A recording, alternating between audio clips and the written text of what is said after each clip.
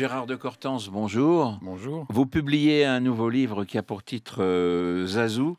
Alors, vous êtes plongé cette fois-ci dans une période que peut-être un certain nombre d'entre nous ont oublié, sûrement les jeunes, parce que Zazou, ça ne leur dit peut-être plus grand-chose aujourd'hui.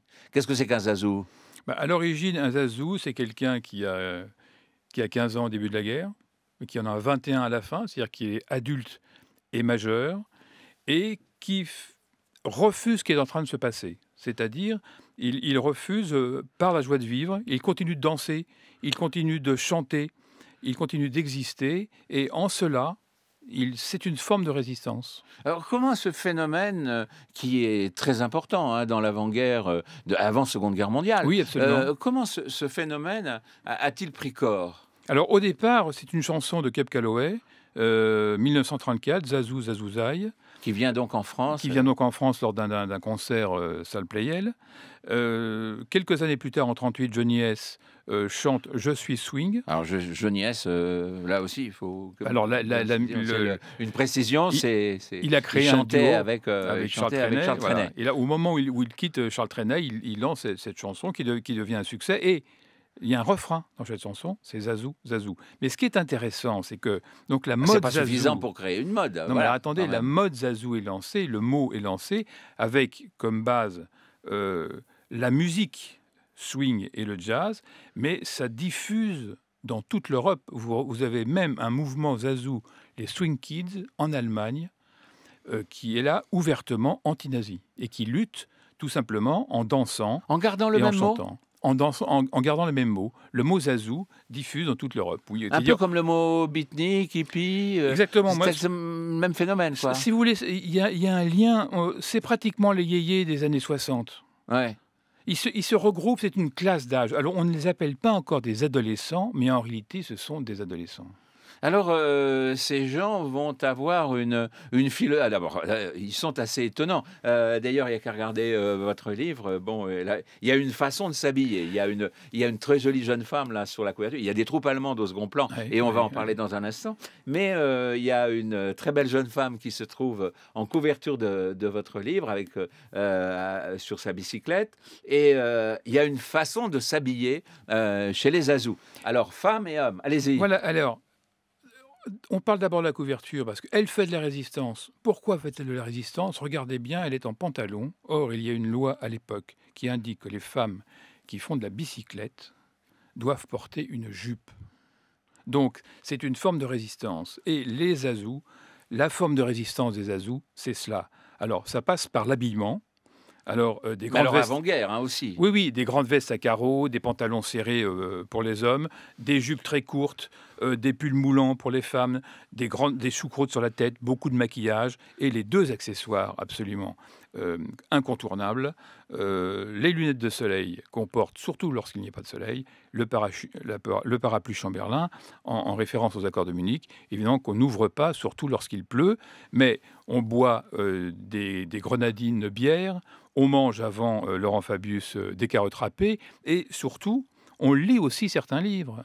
Le succès de Rebecca, Daphné du Maurier, le succès de Autant n'emporte le vent, Margaret Mitchell, ce sont les Azous, parce qu'à l'époque, il est de bon ton de lire ces livres-là. Donc, là, c'est une forme de résistance à Alors, l'occupant il y et aux a une collaborateurs. sorte d'extravagance et en même temps d'intellectualisme. Mais ça touche toutes les classes de la société. Hein. Oui, C'est pas les élites, c'est pas les jeunes gens qui sortent ni des bonnes écoles, non qui aient des familles non, non, pas du tout. Pas du aisées. tout. Pas du tout. Et c'est pour cela que dans ce roman, je suis un personnage central qui est Josette, une jeune fille, mais elle a autour d'elle un groupe d'amis qui se réunit dans un café. Et ce groupe d'amis, c'est la France de l'époque. Il y a une petite modiste, il y a une boulangère, il y a un trompettiste de jazz, il y a des élèves qui vont à Henri IV ou à Louis-le-Grand.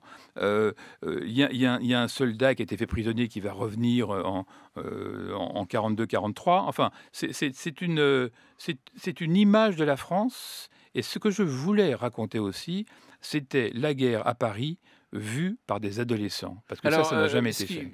tout à l'heure, vous avez, en parlant de la couverture du livre, vous avez évoqué donc le pantalon qui n'était pas souhaité par les autorités d'occupation, ni j'imagine par l'État français installé à Vichy. Quels ont été les faits marquants parce que les Azous se sont battus contre l'occupation Alors, nazie. ils se battent de différentes façons. Une des façons, c'est tout simplement d'écrire sur les murs, dans la poussière, dans la neige, de faire des croix de Lorraine, de dessiner le V de la victoire. L'autre façon, c'est d'intervenir, parce que vous savez que les salles de théâtre et de cinéma étaient pleines à craquer. On interrompt les actualités allemandes. On interrompt certaines pièces lorsque, par exemple, dans une pièce de La Biche, on entend « Adolphe n'aime pas les femmes ». Toute la salle se lève et à ce moment-là, la représentation est arrêtée. Mais il y a d'autres formes aussi.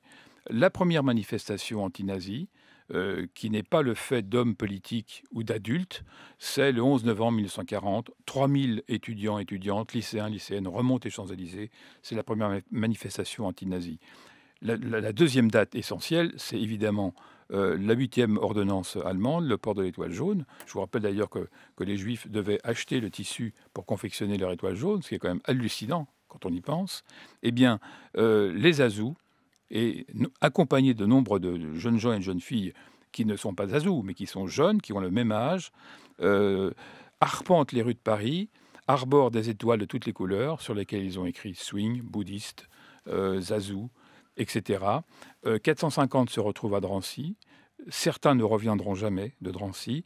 Et de toute façon, durant la période durant laquelle ils sont restés à Drancy, ils portaient sur la poitrine une pancarte sur laquelle était écrit « Amis des Juifs ».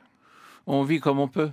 Hein, c'est la résistance, c'est l'occupation. Voilà, on vit comme on peut, mais ce qui m'intéressait aussi, c'était de voir cette espèce de joie de vivre hallucinante qui émanait de ces jeunes gens et de ces jeunes filles. Si j'ai quelques secondes encore, je vais vous raconter une anecdote. Je croise Valéry Giscard d'Estaing. Il me dit « Qu'est-ce que vous écrivez en ce moment, monsieur de Cortan ?» Je lui explique « Monsieur le Président, j'écris un livre qui s'appelle Les Azous. »« Ah, me dit-il, vous savez, les Azous, c'était mes amis, je les connaissais. » Mais je lui vous n'étiez pas vous-même Zazou, monsieur le Président. Non, non, non, écoutez, ils étaient trop excentriques pour moi. Mais ajoute-t-il, lui, qui, je vous le rappelle, était un résistant, il a participé aux luttes pour la libération de Paris, il avait 18 ans en 1944, il me dit, mais vous savez, ces Zazous nous donnaient de l'espoir. Mais c'est exactement le sujet du livre. C'est un très beau, c'est un très, très bel hommage en même temps que vous avez voulu rendre à ces jeunes qui ont peut-être été aussi oubliés. Ils ont été totalement oubliés. Parce qu'il y a très peu de livres. Moi, j'ai eu très peu de livres dans les mains. Il n'y a absolument rien. Sur les dernières années autour des Azous. Ils sont totalement oubliés. Et je voulais rendre un hommage à cette jeunesse parce que je crois que cette jeunesse d'hier, c'est aussi la Malgré jeunesse. Les difficultés, hein, voilà. Pour ne pas dire la tragédie. C'est aussi la jeunesse d'aujourd'hui. On vit des moments difficiles, vous le savez bien. Aujourd'hui, eh bien, cette jeunesse est une jeunesse qui ne renonce pas. Moi, j'ai un fils qui a 17 ans. Ses amis, quelques jours après le Bataclan, on continue à aller aux terrasses des cafés, on continue à écouter des concerts.